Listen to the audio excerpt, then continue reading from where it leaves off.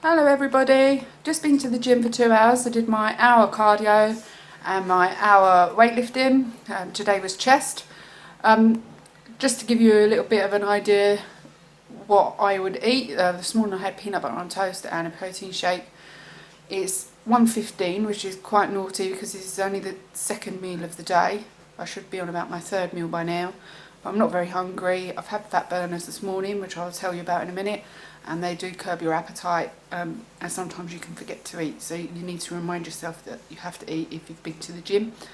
Otherwise your body will go into catabolism and it will just be a waste of time, any bodybuilding that you've done. So this is what I'm having for lunch. Fish soup. So you can use cod, and protein wise I'll introduce you to eggs. So there's quite a lot of eggs there. I would say I probably have about 8-9 eggs a day.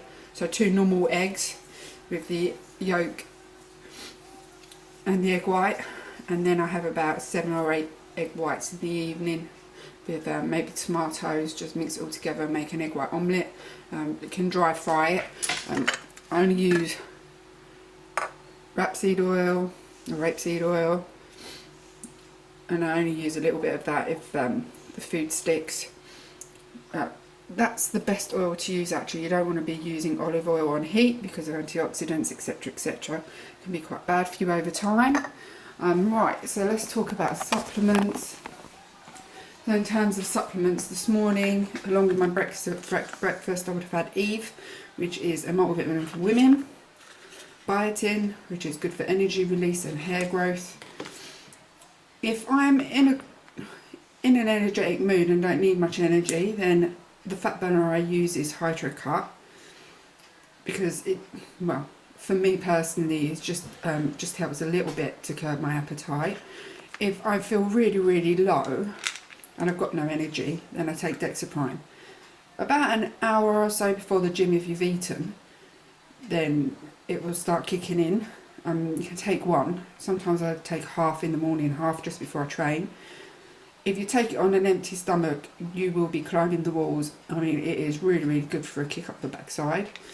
Omega-3. I go for just a pure omega-3 without the omega-6 because we've already got enough omega-6 in our diet and actually need to reduce that. And then my protein powder. They do them in loads of different flavours. I'm just trying out the pina colada one. Always use ISO 100 because it's, in my opinion, the best. Every personal trainer I've ever spoken to always recommends ISO 100 if you want to take it seriously. And in the morning, I take my BCAAs. Now, if you don't know about BCAAs, they just stop you from breaking down your muscle if you're doing cardio. So if you're going to go and do an hour's cardio on an empty stomach, you don't want to be using your muscle, you want to be using your fat stores. So this will just help retain what you've got. So I take 2 of those as well. If you want to look in my fridge, I don't know, then you will see got quite a lot there compared to what we used to have. Would have just been fatty meals. I mean, we would have had leftover takeaways and pizzas, etc. And now we have got that's 5% fat. Mints, when you go in the supermarket, they go up to like 20-25%. So this is really good if you want to lose weight. Even better is turkey mince. It's not as tasty, but just as nutritious. Got my mushrooms, my curly kale. If you want to make curly kale chips, that's really good. You can put that in the oven with vinegar and salt and it comes out really yummy. I don't actually eat that much fruit, so that's for the kids. And where's my, so and that would be my next meal that I'll be having, which is boiled rice with my mince, and I then put with that a lot of frozen veg. Okay, over and out for now. Bye.